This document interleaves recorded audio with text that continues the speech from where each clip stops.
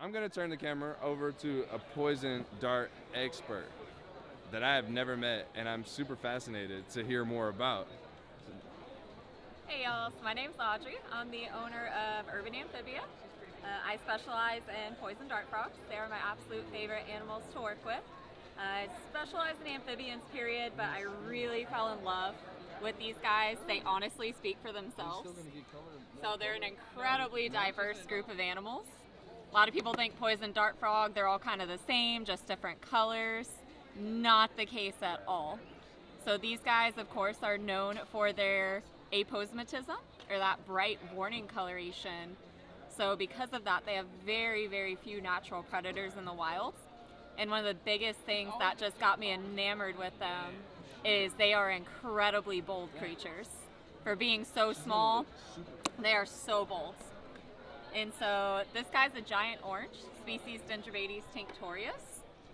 And then, for instance, you have this guy. You have this guy also, Dendrobates tinctorius, same exact species, but you can see they look very different. So you run into very specific localities with dart frogs. And so these guys would never cross paths in the wild. And that's why as dart frog people are very particular about not mixing the different species, different localities to help preserve the genetic integrity of what nature created. And so same thing. These guys are always a fan favorite. So these are still babies. This is an orange Blackfoot terribilis, starting to get the adult coloration. These guys get to be the largest dart frogs in the world. They're native to Colombia. So this is that orange Blackfoot. And then you'll see this guy, once again, same exact species, Wildebeasttx terribilis. But you'll see he looks nothing alike. He's getting that nice minty coloration. He's getting a little active now. So my favorite thing about these guys, in the wild, they are the single most toxic vertebrate in the world. These dart frogs contain a poison known as batrachotoxin.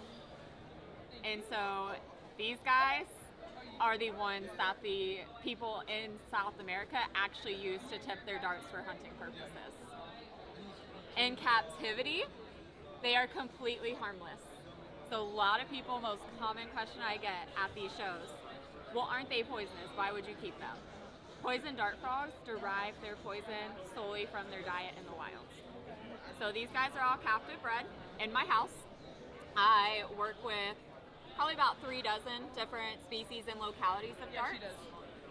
So they'll eat primarily ants, termites, and beetles that feed on toxic vegetation, fungi, things like that in Central and South America.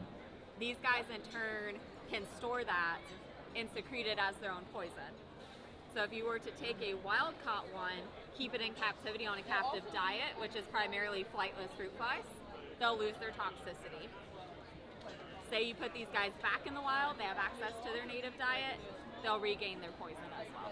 There's currently 5 known different poisons as well. So kind of like different venom, you can have neurotoxic, hemitoxic venom, same thing with these guys. But yeah, my little Wildebeasttx terribilis friends are the most toxic vertebrate on the planet in the wild. Super cool. That is crazy. Well, you just told me a whole bunch of stuff I have never heard, but now I know. Guys, I hope you have learned something. That's why we're filming. That's why we're showing you the Herp Show. Bring your butt down here.